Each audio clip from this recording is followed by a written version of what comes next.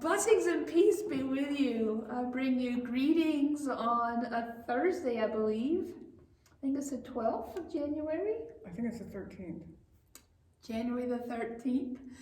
And I have the amazing pleasure to sit here with Ginny Nilles, who reminded me at the very beginning when I was learning your name that Nilles rhymes with trellis. And I know that Nilles, we don't always know how to pronounce that, so thank you for that. Oh, you're welcome. And I say that on purpose because many of you have asked me, how do you pronounce her name? So Nilles rhymes with trellis. So first I want to actually say thank you because you have just completed your year as a moderator, which just means that you've been at this for a while because you first come on as the associate moderator and then you go through the moderator year. And now technically you're the past moderator, but really we've created in the last few years a moderator team, and which is allowing for us some continuity. And each week our goal is to try to bring on another person of our council and to get to know that person and what they do. You've been on council now 2 years. It's the beginning of my 3rd year. What have been some things that have surprised you when you were on council for how this church runs, as we call ourselves a congregational church? Well, one of the, not just surprising me, but one of the things I've most enjoyed has been the moderators meeting. The past, the present, and the new moderator, the associate moderator, meet once a month and talk about issues and concerns and develop the agenda for the meeting. And that has been very helpful for me to get to know the other people, but also to understand the continuity of what's happened before. You know, the policies like the mudslide, what happened during the mudslide, and then it becomes an issue later on down the road, and somebody is always around who had their fingers in that pie, whatever it happened to be. So the continuance or longevity is important. And so when you're called the moderator of the congregation, like, what's the relationship for that or with that from a congregational perspective, or how do you understand that? My thinking on that has evolved, and I think now I see that position as one of coordinating and facilitating. It's a behind the scenes connecting. It's identifying some of the issues that need to be solved and figuring out how can we begin to solve some of these things. It's a coordinating role.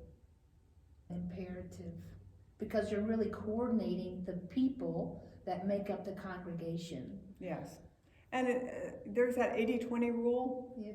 80% of the work is done by 20% of the people. But in a congregation this small, we need that reversed. We need 80% of the people to step up and to get involved and to participate in the life of the congregation. Yeah, thank you. So what are you hopeful for as we move forward? What gives you great excitement? I'm excited about the finance team. It's my 3rd year and I'm still excited about it. The finance team does a number of things. They develop the budget and present it to council. And historically, at least since I've been around, they also work on the stewardship campaign. And this year, one of the things we would like to do is codify or compile possibly policies and procedures governing the finances of the church. I mean, we're going to be 20 this year. It's our anniversary year. So it's time to, I don't mean to institutionalize, but at least to gather some of the policies together and then project ourselves into the future. What's going to help us grow and become more than we have been? And the finance team can help with that. I don't know, I think, and one of the things we did just recently is the board decided that our anniversary date or anniversary weekend will be the last weekend in August. And so that last Sunday in August is when we will dedicate and recommit the fundraising effort of the church, or the stewardship campaign. We'll run the stewardship campaign all the month of August and dedicate and recommit that last Sunday. So we will have a budget. We'll know how much money we have Committed or promised. yes, committed or promised. And so then that means that the budget can be worked. And one of the things the stewards or the finance team has thought about and will probably talk to the council about is presenting a budget that is no more than 15% above anticipated revenues. And if we did that this year, our budget would be $20,000 less than it currently is. So that, I mean, that's huge. So we have to do some shifting and thinking and realigning to make all of that happen.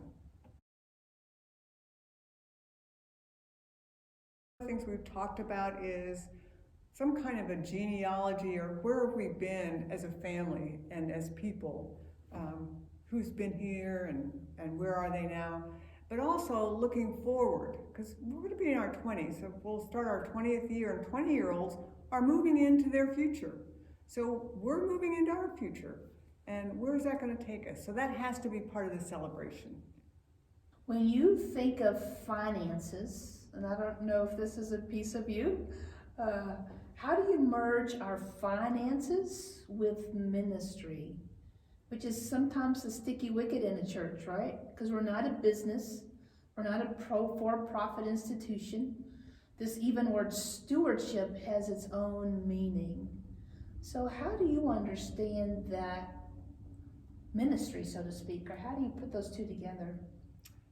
Part of it comes from my work life. I was an administrator. I dealt with budgets all the time as a part of a nonprofit.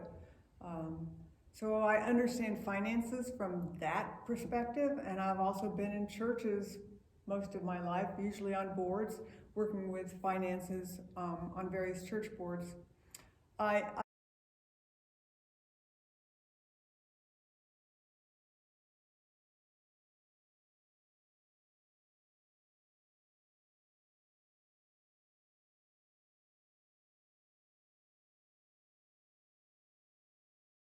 Also remember that we're on the NC weather closings, so we will post something on that as well. So just remember that we do that. And last thing, I've said this the last few weeks, but this is our altar right now in our new series called For Sake of Life. And the word sake is for purpose or for meaning. And so how do we create life? How do we understand life? How do we live into it? And so we are adding to this each week. And if you have something that you want to add to that, I hope that you will feel free to do that. And last but not least, our stars this last week, they literally did come down from the sky in here. And if you haven't seen that worship video, I encourage you to watch that.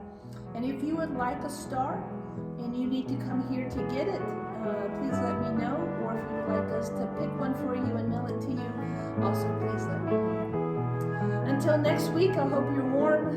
If you need heat or something as the storm embarks, please don't hesitate to reach out. And please notice what your neighbor needs and just stay open to how the Spirit is wanting to use you. Until next week, I bid you adieu. Blessings and peace be with you.